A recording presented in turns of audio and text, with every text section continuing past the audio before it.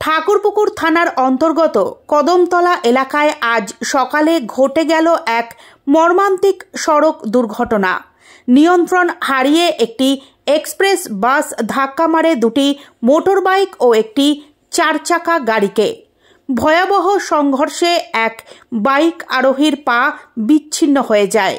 গুরুতর জখম অবস্থায় তাকে তড়িঘড়ি হাসপাতালে নিয়ে যাওয়া হয় এবং বর্তমানে তিনি সেইখানেই চিকিৎসাধীন।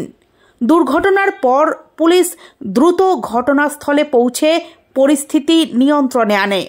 স্থানীয়দের উত্তেজনা ছড়িয়ে পড়লেও পুলিশ বাসটিকে আটক করেছে এবং ঘটনার তদন্ত শুরু হয়েছে। হঠাৎ ঘটে যাওয়া এই দুর্ঘটনায় এলাকায় নেমে এসেছে শোকের ছায়া।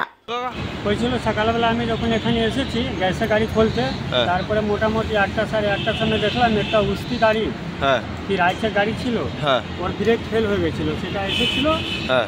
তার আগে ছিল একটা মারুতি গাড়ি, তার দুটো বাইক ছিল, ওই যে আপনার বাইক দেখতে পাচ্ছেন ওখানে বাইক আছে। তখন ফট করে একবার আওয়াজ হয়েছে, তখন গ্যাসের ছেলেটা ছিলাম ওখানে গিয়ে দেখে তারপরে ওখানে দেখলাম বড় গাড়ি যে বাস ছিল সেটাই। কজন বাইককে ধাক্কা মেরেছে? কটা বাইককে? দুটো বাইক। দুটো বাইক আর একটা মারুতি ছিল। মারুতি থানাতে নিয়ে গেছে। আচ্ছা, বড় একটা গাড়ি ছিল সেটা থানাতে চলে। আর বাসটা কোথায়? থানাতে আটক করেছে। ড্রাইভারকে আটক করেছে জানেন? না, ড্রাইভার ছিল না, ড্রাইভার মনে হচ্ছে পালিয়ে গেছে। আর কার পা বাদ গেছে? কার? একটা বাইকের লোক ছিল, ওর পা কেটে। আচ্ছা, একটা বাইকে যে ছিল।